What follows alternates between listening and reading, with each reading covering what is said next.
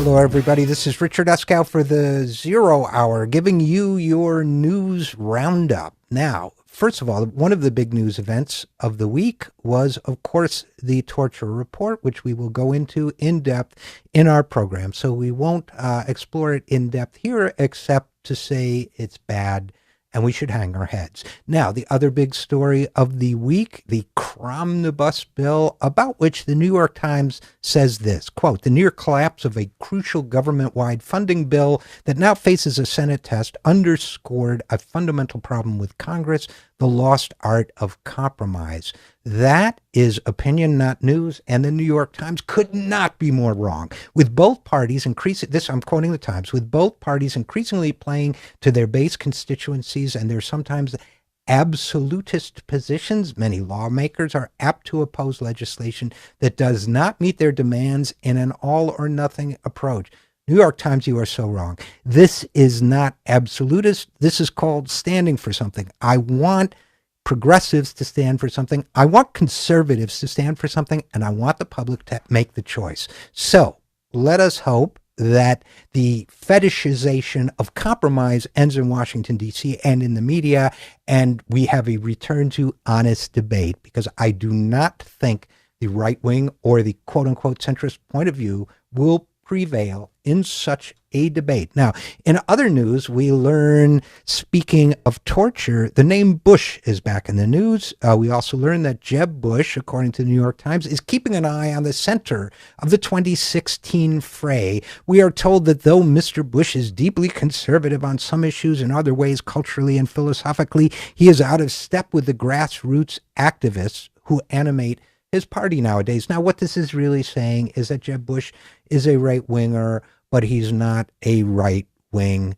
lunatic. So that may affect his ability to win the nomination. But I've noticed something about Republicans, which I think might be worth considering in the next 2 years, which is, we heard the same thing about Mitt Romney, that he was too centrist for his party. We heard the same thing before that about about John McCain, that he was too centrist for his party. We heard the same thing about George W. Bush, who was supposedly a compassionate conservative. The fact is, Republicans are authoritarian, and when their party leaders tell them they have picked their leader, the Republicans seem to fall in line. So we may look forward to a replay of Bush-Clinton in 2016 if look forward is the right choice of words.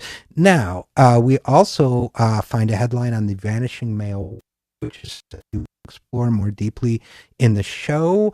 And we now find that Eric Holder is facing a deadline in forcing a journalist to testify. This liberal Obama administration has been horrendous on the subject of whistleblowers and journalism, and has been, of course, harassing them in an effort to protect the national security state. So what else do we have in the news today that might be of interest to you for the week?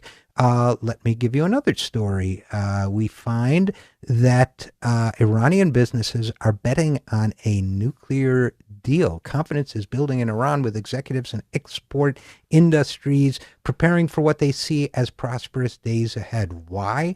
Because it is a belief that the United States and Iran will come to a deal that will lead to the lifting of sanctions. Now, I do have to say, having chastised this administration roundly, they have been far more rational than either the Clinton camp or the Republican camp when it comes to negotiating with Iran, which is one of the many reasons why I don't understand the anointment of Hillary Clinton as presumptive nominee. I would have hoped that there would be debate before the Democrats decide on a nominee.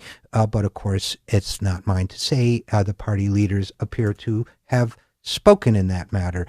Now, some companies have been called economic traitors for seeking to lower their tax bills by moving overseas, says the Times, but life insurers are accomplishing the same goal without leaving the country, saving as much as $100 billion in federal taxes by taking advantage of state laws and state tricks and state rules. This always goes back to what I say, which is we keep talking about Social Security or other expenditures for people who really need the help. We don't talk about these loopholes. We talk, the Social Security cuts that were being pushed by both Republicans and Democrats like President Obama would have saved over a 10-year period approximately $100 to $120 billion, according to the White House itself. Now we find that over the last several years, we could have made up the $100 billion by closing a loophole for one industry, life insurers. So if you think about all the loopholes that are out there, known and unknown, why are we talking about cutting Social Security or Medicare or anti-poverty programs, or infrastructure spending, or job creation, or any of the many other programs we need and don't have, or need and need to protect? I'm Richard, RJ Eskow, and this is the news from the Zero Hour.